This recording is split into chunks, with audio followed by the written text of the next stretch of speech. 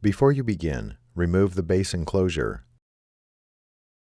battery, wireless module, hard disk drive assembly, solid-state drive, fan, display panel assembly, and system board.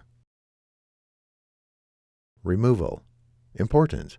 Make careful note of the routing of the speaker cable for later replacement. Remove the speaker cable from the routing channel on the top cover. Remove the 5mm P1 Phillips head screw that secures the left speaker to the top cover. Lift the speakers off of the alignment pins on the top cover and remove. Reverse this procedure to install the speakers.